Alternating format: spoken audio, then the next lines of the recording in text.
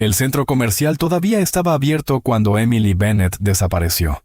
Las cámaras la registraron saliendo por la entrada del estacionamiento a las 18:47, bolso al hombro, paso normal, nada que indicara lo que vendría después. 40 segundos más tarde, desapareció del cuadro. No hubo una corrida visible. No hubo aglomeración. Solo el vacío donde ella estaba, y un carro saliendo demasiado rápido por el corredor B. Cuando el caso llegó hasta mí, lo primero que me llamó la atención no fue la desaparición en sí. Fue lo que quedó atrás. El bolso de Emily estaba en el suelo, apoyado contra la pared entre dos columnas, a 10 metros de la salida. Billetera adentro. Llaves adentro. Celular adentro. Quien arrastra a alguien a la fuerza no tiene tiempo de dejar un bolso con cuidado. Eso me dijo que hubo un momento de transición, un segundo en el que Emily dejó de resistirse, o en el que el secuestrador necesitó las dos manos para otra cosa. El esposo fue el primero en ser llamado. David Bennett llegó a la comisaría 40 minutos después del aviso, camisa abierta, ojos rojos, repitiendo el nombre de ella en voz baja, como si eso pudiera traerla de vuelta. Dijo que se habían separado dentro del centro comercial. Ella fue a una tienda. Él fue a buscar el carro. Cuando volvió, ella no estaba en el punto acordado. Esperó 10 minutos. Después, otros 10. Después llamó al guardia de seguridad. Esa fue su versión. Y en la primera hora, yo no tenía motivo para dudar. Pero había un testigo. Un hombre que estaba en el estacionamiento a esa hora, que se acercó al equipo de seguridad incluso antes de que llegara la policía, que dijo haber visto a una mujer siendo empujada dentro de un vehículo oscuro. Describió la escena con detalles demasiado precisos para alguien que solo hubiera pasado por ahí por casualidad. Describió la ropa de Emily. Describió el modelo aproximado del carro. Y luego dijo, con una calma que me incomodó en ese momento sin que yo supiera exactamente por qué. Intenté acercarme, pero fue demasiado rápido. No pude hacer nada. Se llamaba Chris Palmer. Y en ese momento, lo traté como un regalo para la investigación. Lo que yo todavía no sabía era que ese secuestro había empezado mucho antes de que Emily entrara en ese estacionamiento, antes del centro comercial, antes de que el matrimonio estuviera en crisis, antes de cualquier cosa que yo pudiera ver en esas primeras horas. Tenía una víctima, un bolso en el suelo, un esposo nervioso y un testigo demasiado cooperativo. Parecía suficiente para empezar. No lo era. Mi nombre es Daniel Voss. Soy detective jefe de la unidad de personas desaparecidas del FBI desde hace más de 2 décadas. En ese tiempo, aprendí que toda desaparición tiene una lógica. Puede tardar horas en aparecer, puede tardar semanas, pero siempre está ahí, enterrada en algún detalle que nadie consideró lo bastante importante como para mencionar. El caso de Emily Bennett no fue diferente. Solo tardó más de lo que yo esperaba en mostrar esa lógica. Emily Bennett tenía 34 años y una vida que, vista desde afuera, parecía equilibrada. Trabajaba en una firma de consultoría financiera en Riverside. Ganaba bien, tenía una rutina definida. Las personas que la conocían la describían como alguien organizada, reservada, puntual. No el tipo de persona que desaparece, no el tipo de persona que atrae problemas. Pero las investigaciones enseñan algo con el tiempo. La vida que se ve por fuera rara vez es la vida completa. El matrimonio con David Bennett llevaba 6 años. En los últimos 2, algo había cambiado. Colegas notaron que Emily dejó de mencionar a su esposo en las conversaciones. Amigos cercanos dijeron que los dos se habían distanciado después de una pérdida, algo que la pareja nunca procesó bien, nunca habló abiertamente, y que fue creando distancia en silencio. David, por su parte, estaba consumido por la empresa, un negocio inmobiliario que prometía mucho y estaba entregando poco, deudas acumulándose, presión por todos lados. 2 adultos compartiendo el mismo techo, pero viviendo en mundos separados. La tarde de la desaparición, los dos habían ido juntos al centro comercial. Un intento ordinario de pasar tiempo en el mismo lugar. Emily entró en una tienda de ropa. David fue a buscar el carro. Ese fue el último momento en que alguien de confianza la vio bien. Las cámaras del estacionamiento registraron el resto, y lo que mostraron levantó más preguntas que respuestas, porque Emily Bennett no parecía estar huyendo de nada cuando salió por esa puerta. Parecía estar yendo al encuentro de algo. En las primeras horas, la investigación se movió rápido. Se escuchó a los testigos, se entrevistó al esposo. Chris Palmer, el hombre que se presentó como testigo en el estacionamiento, entregó una descripción detallada del vehículo y prometió colaboración total. El equipo tenía puntos de partida. Lo que faltaba era entender hacia dónde llevaban esos puntos, y si todos apuntaban en la misma dirección, o si alguien estaba señalando deliberadamente el lugar equivocado. Este caso no se resolvió en línea recta. Cada respuesta abrió una pregunta nueva. Cada sospechoso descartado creó otro en su lugar. Antes de continuar, si todavía no estás suscrito al canal, suscríbete ahora. Este es el tipo de historia que vas a querer seguir hasta el final. Y cuéntame en los comentarios desde dónde estás viendo. Porque lo que pasó con Emily Bennett es el tipo de historia que parece simple al principio y se vuelve cada vez más difícil de digerir a medida que avanza. Vamos por partes. David Bennett llegó a la comisaría esa noche, como llegaría cualquier esposo. Asustado, desorientado, repitiendo los mismos detalles en loop, como si la repetición pudiera cambiar algo. Dijo que Emily había entrado en una tienda mientras él iba a buscar el carro. Dijo que esperó en el punto acordado. Dijo que llamó varias veces antes de avisar a seguridad. La historia era lineal, simple, sin huecos aparentes. Pero hay algo que aprendí en este trabajo. Las historias demasiado simples suelen ser historias incompletas. La primera inconsistencia apareció temprano. Las cámaras del estacionamiento mostraban a David saliendo del centro comercial a las 18:45. Emily fue registrada saliendo por la misma puerta a las 18:47, apenas 2 minutos de diferencia. Pero el carro de David fue captado pasando por el corredor B, donde ella desapareció, exactamente a las 18:48. Eso significaba que le tomó apenas 3 minutos cruzar el centro comercial a pie, llegar al carro y conducir hasta ese punto. En un estacionamiento de ese tamaño, eso no era solo rápido, era imposible, a menos que él ya estuviera en el carro, esperándola. Le pedí al equipo que revisara la situación financiera de la pareja. Lo que regresó no fue una sorpresa, pero fue pesado. La empresa de David acumulaba deudas desde hacía 18 meses. 2 proyectos inmobiliarios detenidos por problemas de permisos, inversionistas insatisfechos. El patrimonio personal de la pareja se estaba usando como garantía.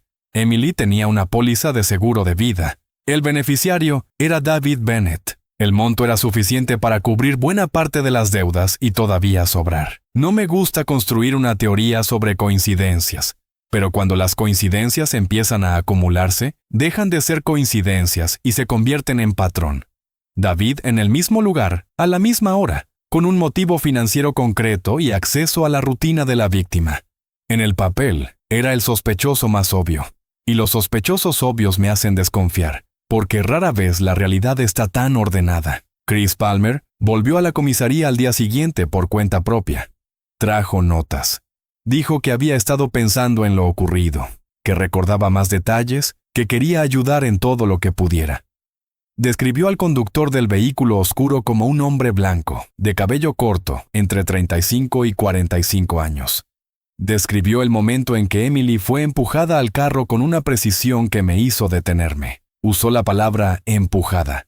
Las cámaras mostraban el momento, pero el ángulo era malo. Nadie más había usado esa palabra. Dejé que Chris hablara. Hice pocas preguntas, observé. Hay una diferencia entre alguien que presenció algo perturbador y todavía lo está procesando, y alguien que ensayó lo que va a decir. Chris era demasiado fluido, demasiado detallado, demasiado confiado para alguien que habría presenciado un secuestro 2 días antes. Guardé esa impresión en el fondo y seguí escuchando.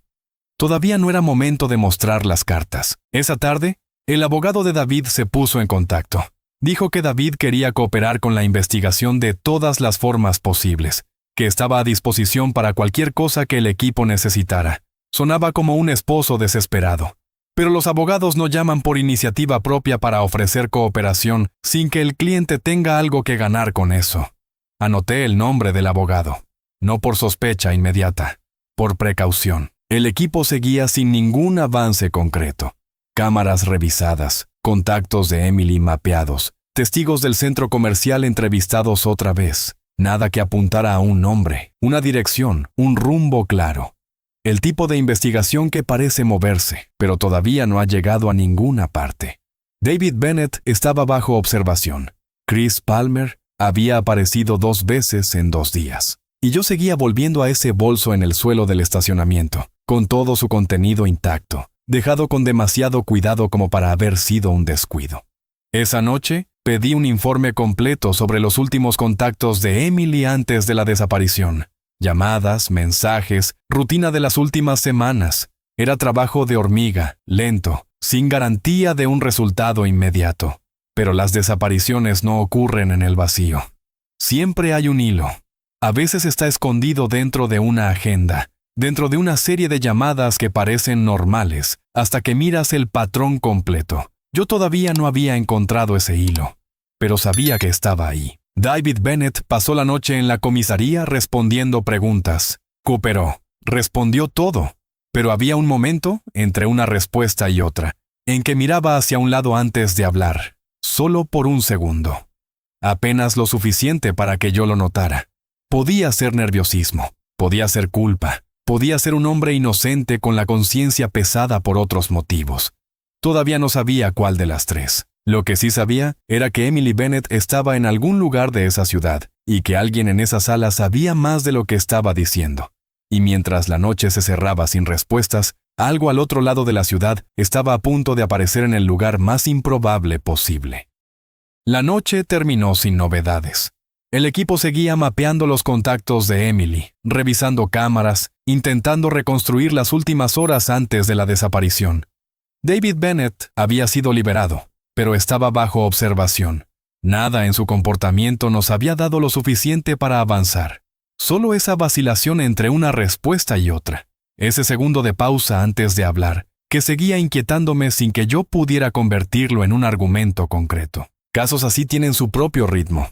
Tú esperas, tú observas, y esperas que el error aparezca antes de que sea demasiado tarde. El error apareció, solo que no de donde yo esperaba. La llamada llegó del FBI al comienzo de la mañana siguiente. Una señora había encontrado un paquete sospechoso en el buzón de su casa, en un barrio a kilómetros del centro comercial. Pensó que era una bomba. Llamó a las autoridades. El paquete tenía un nombre en el remitente: Emily Bennett, la mujer secuestrada. Yo estaba en la comisaría cuando recibí la llamada, y por un momento me quedé quieto, con el teléfono en la mano, procesando lo que eso significaba. Fui hasta el lugar personalmente. La señora estaba afuera con 2 agentes, todavía alterada. El paquete estaba sobre la mesa de la sala, ya revisado por el equipo de explosivos. Embalaje común, sellado, sin señales visibles de manipulación por fuera. Adentro, nada. Absolutamente vacío. Tomé el paquete y examiné la dirección de destino. No correspondía a nada relacionado con el caso. Esa mujer no conocía a Emily, no conocía a David, no tenía ninguna conexión con nadie en esta historia. Había recibido una caja vacía sin explicación. Volví a la comisaría con el paquete y una lista de preguntas sin respuesta. Le pedí al equipo que rastreara el origen del envío dentro del sistema postal. ¿Quién había despachado eso? ¿En qué agencia? ¿A qué hora? Ese tipo de rastreo toma tiempo, pero deja huella. El correo tiene registros. Y registro significa que alguien, en algún momento, estuvo cara a cara con un empleado con ese paquete en las manos. El rastreo volvió rápido.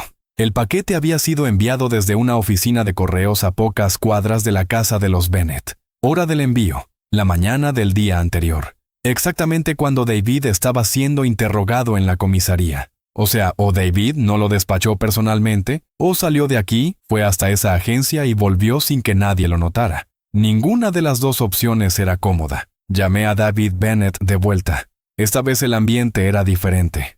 Puse el paquete sobre la mesa entre nosotros, y le pregunté si lo reconocía. Lo miró.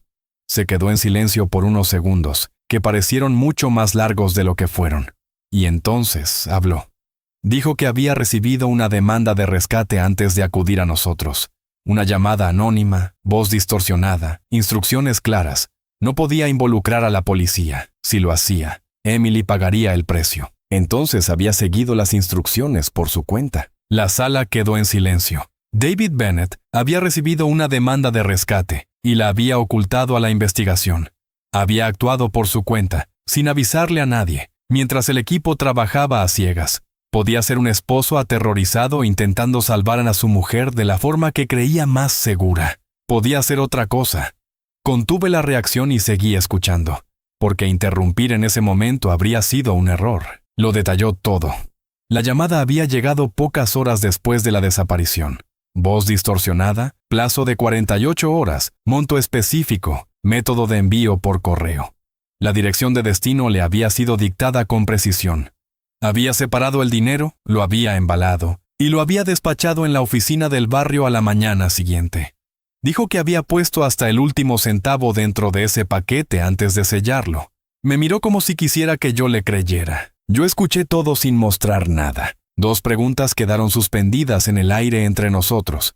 Primera, ¿el dinero estaba dentro cuando David despachó el paquete? Segunda, si estaba, ¿quién vació eso durante el trayecto sin dejar una marca visible en el embalaje? David juraba que había puesto el dinero, pero David también había jurado que estaba cooperando con la investigación desde el principio.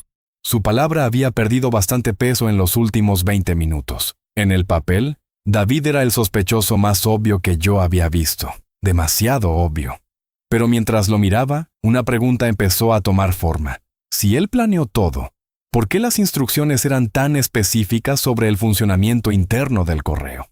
Nadie le da ese nivel de detalle técnico a un cómplice cualquiera. Ese error del paquete vacío en la casa de la anciana no parecía una falla de planificación. Parecía el error de alguien de dentro del sistema que estaba empezando a perder el control. Salí del interrogatorio de David Bennett con más preguntas de las que tenía al entrar. Había mentido por omisión, había actuado solo, había puesto la investigación en riesgo. Todo eso era real. Pero hay una diferencia entre un hombre que toma malas decisiones por miedo y un hombre que planea un crimen contra su propia esposa. Y cuanto más revisaba el comportamiento de David, más me parecía lo primero. Asustado, desorientado, tomando una mala decisión tras otra, pero de la forma en que las personas inocentes lo hacen cuando están en pánico, no de la forma en que los culpables lo hacen cuando tienen el control. El giro vino de donde menos lo esperaba. Una mujer se comunicó con la comisaría esa tarde. Dijo que había estado en el estacionamiento del centro comercial el día de la desaparición, que había visto a una mujer parada cerca de las columnas del corredor B y que creía tener algo útil que contar. Mandé a un agente a buscarla. Cuando se sentó frente a mí, lo primero que dijo fue que la mujer que había visto no parecía estar huyendo de nada. Parecía estar esperando a alguien. Describió la escena con cuidado. Emily estaba quieta, bolso al hombro, mirando hacia un lado. Un hombre se acercó. Y Emily no retrocedió, no gritó, no intentó apartarse. Se quedó quieta durante unos segundos mirándolo, como quien reconoce un rostro pero todavía está procesando qué hace ese rostro ahí. Solo después de eso la situación cambió. Solo después de esos segundos de vacilación, el hombre avanzó y la empujó dentro del carro. La testigo había corrido de vuelta al centro comercial por miedo.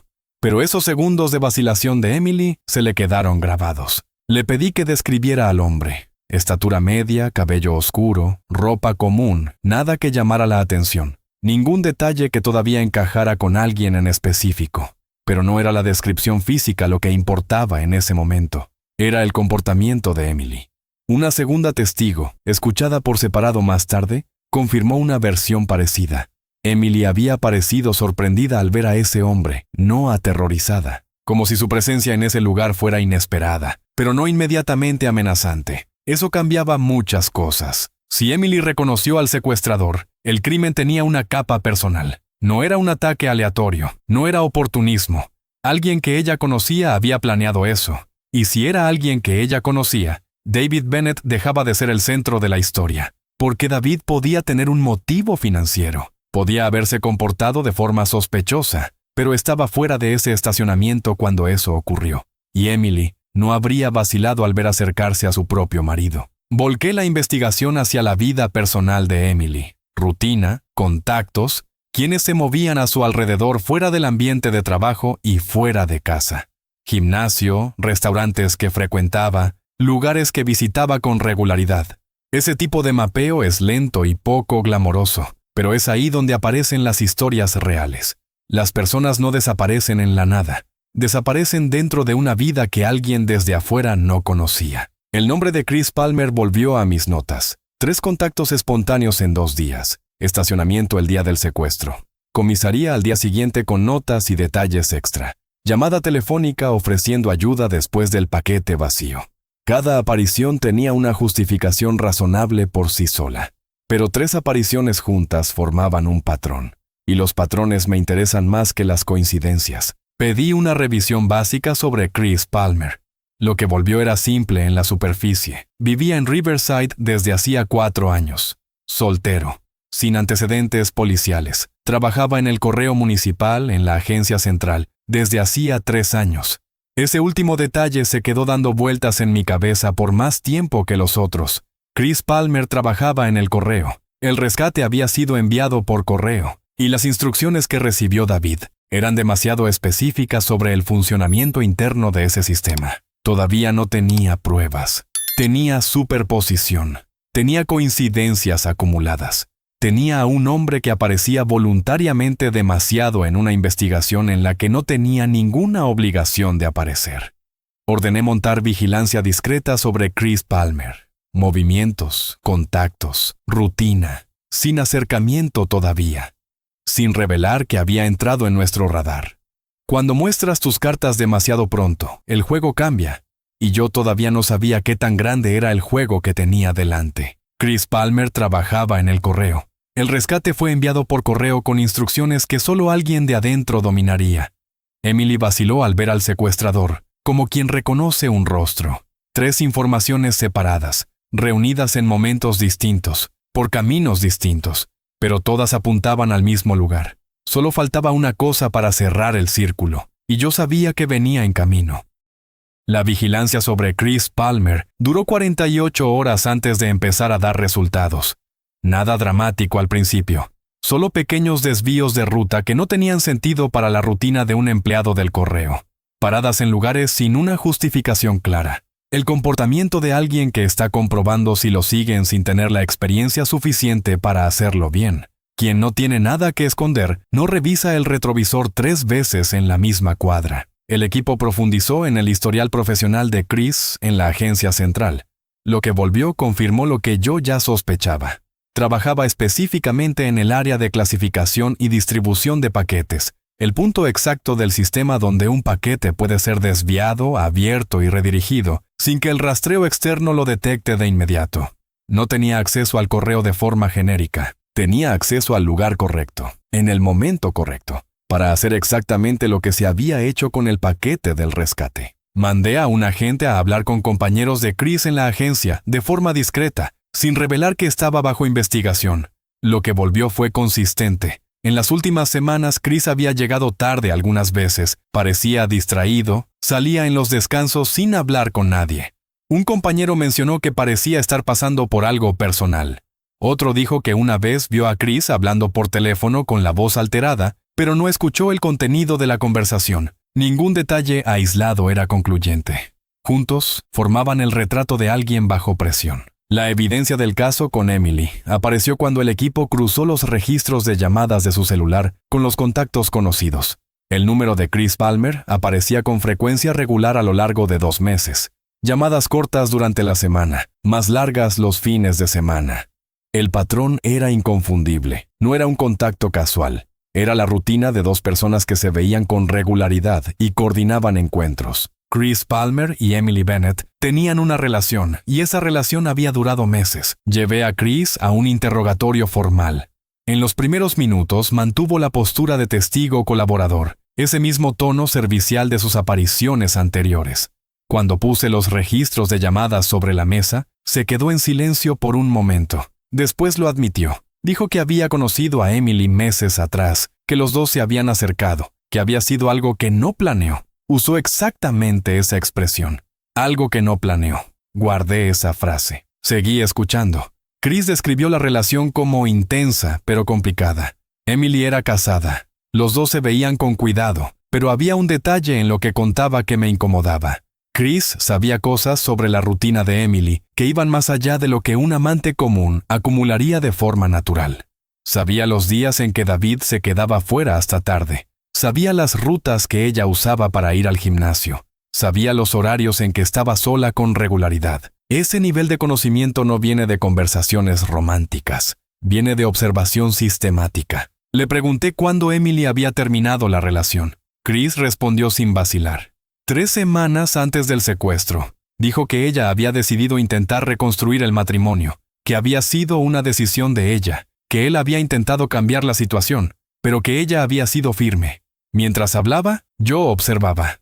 No había rabia explícita en su tono. Había algo más contenido, más profundo, el tipo de dolor que una persona carga cuando pierde algo que consideraba real. Fue en ese punto cuando apareció el nombre. No le di pie, no hice una pregunta directa. Solo dejé que el silencio hiciera su trabajo.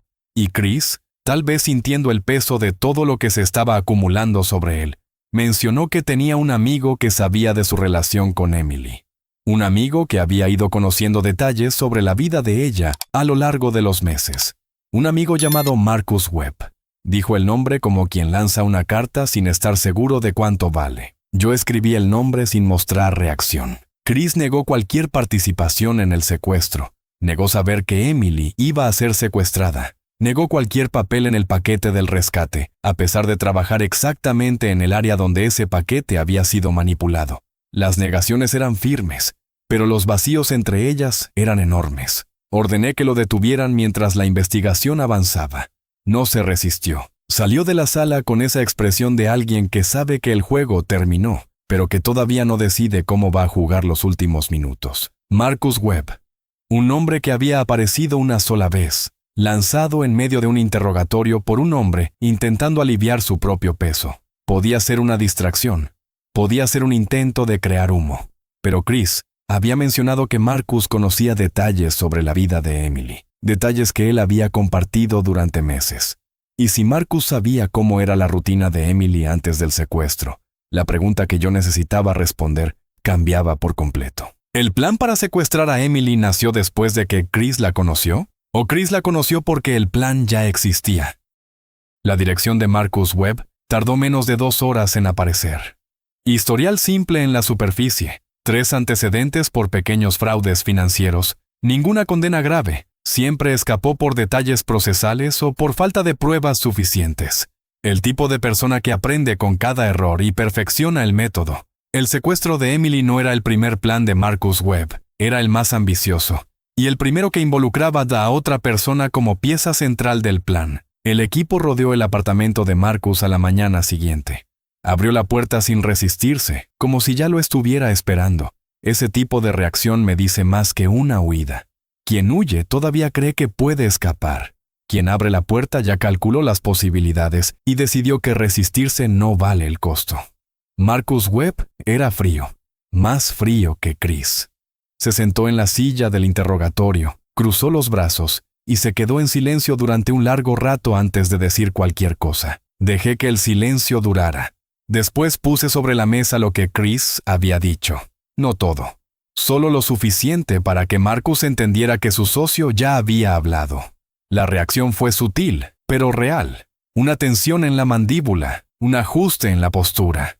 Marcus se dio cuenta de que Chris había cedido y de que mantener la negación total le costaría más que admitir partes controladas. Empezó a hablar despacio, escogiendo cada palabra como quien arma una versión que minimice su propio papel. El plan había nacido de una lógica simple. Elegir a una mujer con apariencia de tener dinero, con rutina predecible, sin perfil de alto riesgo. Usar el correo para recibir el rescate sin ningún contacto físico con la familia, sin encuentro, sin negociación presencial. Un método que ponía distancia entre los secuestradores y el dinero. Emily Bennett había sido escogida como objetivo semanas antes de cualquier contacto. Antes de que Chris supiera su nombre. Antes de cualquier cosa, Chris había entrado en el plan por una razón específica: acceso al correo. Pero no era un desconocido reclutado al azar. Era amigo de Marcus desde hacía años. Cuando el plan tomó forma, Marcus no tuvo que convencerlo demasiado. Chris conocía el sistema, conocía las rutas, sabía dónde un paquete podía ser interceptado sin dejar un rastro visible. Su función era simple: cuando el paquete del rescate fuera despachado, él lo interceptaría, sacaría el dinero y descartaría la caja. Lo que salió mal fue el descarte. La caja vacía fue redirigida a una dirección aleatoria en vez de desaparecer. Marcus dijo que nunca supo si fue un error o un sabotaje, pero cuando lo presionaron, admitió que Chris estaba diferente en las semanas previas al secuestro. Distante, callado. El tipo de silencio de alguien que está librando una guerra interna que no puede poner en palabras. Entonces vino la parte que yo ya sabía, pero que necesitaba escuchar confirmada. Chris se había acercado a Emily para levantar su rutina, horarios, rutas, hábitos, puntos ciegos en su agenda. Era trabajo de observación fría. Solo que a lo largo de las semanas de acercamiento, algo cambió. Chris volvía de los encuentros diferente. Estaba menos disponible para Marcus. Empezó a retrasar decisiones. Marcus se dio cuenta pronto de que su socio se había involucrado emocionalmente y empezó a presionarlo. Chris pedía más tiempo. Marcus esperó hasta donde pudo. Hoy, cuando miro ese descarte equivocado, veo más que una falla técnica. Veo el remordimiento de un hombre que tal vez saboteó su propio crimen para intentar salvar a la víctima. Podía ser un intento inconsciente de ser atrapado, de terminar con todo eso sin tener que tomar la decisión él mismo. O podía ser una forma torcida de proteger a Emily, asegurando que el paquete llegara vacío, que la investigación avanzara, que alguien la encontrara a tiempo. Nunca sabré cuál de las tres fue. Tal vez Chris tampoco lo sabía. Cuando Emily terminó la relación, la presión de Marcus llegó al límite. Chris ya no tenía motivo para seguir aplazando. Lo que frenaba la ejecución se había acabado junto con la relación. Marcus dijo que Chris aceptó seguir adelante sin mucho argumento después de la ruptura. Lo dijo como si fuera un dato neutral, como si el dolor de Chris hubiera sido apenas un obstáculo logístico que por fin había desaparecido. Escuché eso y no dije nada, pero lo anoté. Emily fue localizada esa tarde. Una propiedad alquilada por Marcus a 40 minutos de Riverside, en un área industrial, con poco movimiento. Estaba físicamente estable, asustada, agotada, pero estable. Cuando los agentes abrieron la puerta, se quedó inmóvil durante unos segundos, antes de reaccionar, como alguien que pasó demasiado tiempo esperando algo que no estaba segura de que fuera a llegar. No me corresponde describir lo que pasa cuando alguien es encontrada así. Hay cosas que no necesitan narración. Con los dos detenidos y Emily a salvo, yo debería haber sentido esa sensación de cierre que algunos casos traen. No pasó, porque cuando desmontas un crimen por completo, lo que queda no es solo la respuesta de quién hizo qué, queda toda la arquitectura. Y la arquitectura de este caso era perturbadora de una forma muy específica. Marcus había planeado todo con total frialdad. Pero el plan casi se vino abajo no por una falla técnica, no por una investigación competente, sino porque uno de los responsables había desarrollado un sentimiento real por la víctima. El crimen empezó calculado y se volvió humano. Y cuando los crímenes se vuelven humanos, se vuelven impredecibles. Chris Palmer había interceptado el paquete tal como se había acordado y le había entregado el dinero a Marcus. Pero cuando Marcus fue arrestado, el dinero no estaba con él. Una parte había sido gastada, el resto escondido en algún lugar que se negó a revelar. La recuperación fue parcial. Ese detalle menor cerró el caso desde el punto de vista formal. Pero había una pregunta que ningún interrogatorio iba a responder. Chris Palmer había pasado 2 meses cerca de Emily Bennett, había retrasado un crimen por causa de ella, había posiblemente saboteado su propio plan cuando llegó el momento. ¿Eso era amor? ¿O era culpa? ¿O era solo un hombre intentando convencerse de que todavía había algo humano en lo que estaba haciendo? Marcus Webb y Chris Palmer fueron acusados formalmente. Emily Bennett volvió a casa. El caso fue cerrado en menos de una semana. En teoría, era un resultado limpio. Víctima encontrada, responsables detenidos, investigación concluida. Pero casos así rara vez terminan de la forma en que parecen terminar. Porque lo que queda después de que se firma el papeleo no es resolución, es el peso de lo que quedó sin respuesta. Emily volvió a casa, y David estaba allí. No me corresponde saber qué pasó después de que esa puerta se cerró, pero sí sé que él ocultó el rescate mientras ella estaba desaparecida, y que ella tenía una relación con uno de los responsables de su propio secuestro. 2 secretos demasiado pesados para compartir el mismo techo en silencio.